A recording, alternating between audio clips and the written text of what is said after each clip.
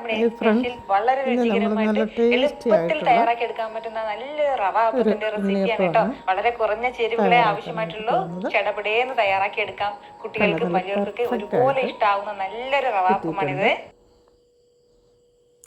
അതിന് വേണ്ടിയിട്ട് നമ്മൾ പച്ചരി അല്ല എടുക്കുന്നത്, ഒരു കപ്പ് റവ എടുത്തിട്ടുണ്ട്. അതിലേക്ക് നമ്മൾ എന്ത് ചെയ്യും, ഒരു കപ്പ് വീറ്റ് ഫ്ലോറും കൂടെ എടുക്കുക. ഒരു 3-4 ഏലക്കായുടെ സീഡ് അത് ഇതിലേക്ക് ഇട്ട് കൊടുക്കുക. എന്നിട്ട് ഇത് നല്ലപോലൊക്കെ നമ്മൾ എന്ത് ചെയ്യാം, ഒരു പിഞ്ച് ഉപ്പും കൂടി ഇട്ട് കൊടുക്കണം ഈ കൂട്ടത്തിൽ തന്നെ. എന്നിട്ട് നല്ലപോലൊക്കെ ഒന്ന് പൊടിച്ചെടുക്കണം. റവയും ഈ ഗോതമ്പ് പൊടിയും എല്ലാം കൂടെ, ഏലക്കായും എല്ലാം കൂടെ നല്ല പോലൊക്കെ പൊടിഞ്ഞ് വന്നിട്ടുണ്ട്. അതൊരു ബൗളിലേക്ക് മാറ്റി വെക്കുക. ഇതിലേക്ക് ഒരു കപ്പ് ശർക്കരപ്പാനി എടുത്തിട്ടുണ്ട്. നമുക്ക് ആണിവെള്ളം ഒരല്പം വെള്ളം ഒഴിച്ച് ഉരുക്കി ഇതുപോലെ നമുക്ക് കിട്ടും.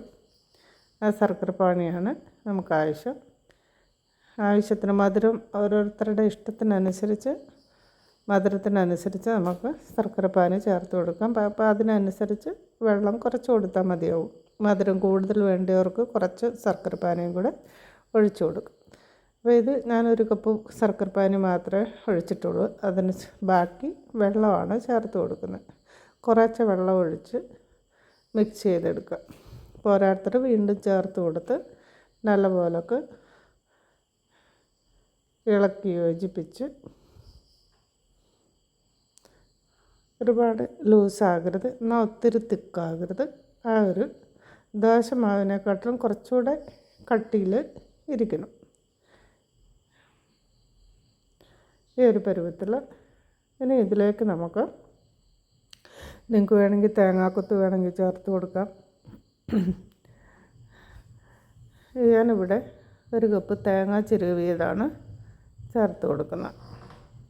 തേങ്ങാക്കൊത്ത് ഞാൻ ഇടുന്നില്ല. പിന്നെ ഒരു 1/4 ടീസ്പൂൺ ബേക്കിംഗ് സോഡയും കൂടെ ചേർത്ത് കൊടുക്കാം. ഒരല്പം വെള്ളം കൂടെ വേണ്ടി വരും. നമ്മൾ ഒരു കപ്പ് തേങ്ങയും കൂടി ഇതിലേക്ക് ഇട്ടത് കൊണ്ട് ഒരു ശകലം വെള്ളം കൂടെ ഒഴിച്ച് നല്ല പോലൊക്കെ എല്ലാം കൂടെ ഇളക്കി യോജിപ്പിച്ച് ഒരു അരമണിക്കൂർ റെസ്റ്റ് ചെയ്യാനായിട്ട് വെക്കണം. അപ്പോഴത്തേന് ഈ മാവ് നല്ല പോലൊക്കെ പൊന്തി വന്നിട്ടുണ്ടാവും. ബേക്കിംഗ് സോഡ നമ്മൾ ഇട്ടത് കൊണ്ട് കുറച്ച് സമയത്തിനുള്ളിൽ തന്നെ നമുക്ക് പെട്ടെന്ന് തന്നെ ചുട്ടെടുക്കാനായിട്ട് പറ്റും. എണ്ണയൊന്നും അധികം പിടിക്കത്തില്ല. നല്ല പെർഫെക്റ്റായിട്ടുള്ള ഉണ്ണിയപ്പം തന്നെ കിട്ടും. എല്ലാവരും ചെയ്ത് നോക്കണം. അപ്പോൾ ഇത് നമുക്ക് ഒരു അരമണിക്കൂർ റെസ്റ്റ് ചെയ്യാൻ വെച്ച്, അരമണിക്കൂറായിട്ടുണ്ട്. ഈ സമയം നമ്മൾ ഒരു എന്ത് ചെയ്യുക, ഉണ്ണിയപ്പത്തട്ടിലേക്ക് അല്പം നെയ്യാണ് ഞാൻ ഒഴിച്ചു കൊടുക്കുന്നത്. നിങ്ങൾക്ക് നെയ്യ് വേണമെങ്കിൽ, നെയ്യ് ഇഷ്ടമാണെങ്കിൽ, നെയ്യാകുമ്പോൾ കുറച്ചുകൂടെ ടേസ്റ്റാണ്. അല്ല ഓയിലാണ് നിങ്ങൾ സാധാ ഉപയോഗിക്കുന്ന ഓയിലാണെങ്കിൽ അത് ഉപയോഗിച്ചാൽ മതി. നെയ്യാണെങ്കിൽ കുറച്ചും കൂടെ ടേസ്റ്റി ആയിരിക്കും. എന്നിട്ട് ഒരു അര ഭാഗം മാത്രം ഒഴിച്ചു കൊടുക്കുക. ഫുള്ളായിട്ട് ഒഴിച്ചു കൊടുക്കരുത്. ഓരോ കുഴിയിലേക്കും പകുതി വീതം ഒഴിച്ചു കൊടുക്കുക. അപ്പോൾ അത് ആവശ്യത്തിന് പൊന്തി വരുമ്പോൾ നമുക്ക് മറിച്ചിടാനൊക്കെ എളുപ്പമായിരിക്കും. ഇതുപോലെ ജസ്റ്റ് ഒന്ന് തിരിച്ചു കൊടുക്കുക. ഒരു സൈഡ് നല്ല കറക്റ്റായിട്ട് വന്നിട്ടുണ്ട്. പെട്ടെന്ന് തന്നെ ആയി കിട്ടുകയും ചെയ്യും. കണ്ടോ, നല്ല പെർഫെക്റ്റായിട്ടുള്ള ഉണ്ണിയപ്പം റെഡി ആയിട്ടുണ്ട്. ബാക്കി മാവും കൂടെ ഇതുപോലെ കോരി ഒഴിച്ച് ചുട്ടെടുക്കാവുന്നതാണ്. അപ്പോൾ നമ്മുടെ റവ ഉണ്ണിയപ്പം തയ്യാറായിട്ടുണ്ട്. എല്ലാവരും ചെയ്ത് നോക്കുക. ഈസി ആയിട്ടുള്ള ഒരു ടിപ്പാണ്. എണ്ണയൊന്നും അധികം പിടിച്ചിട്ടില്ല.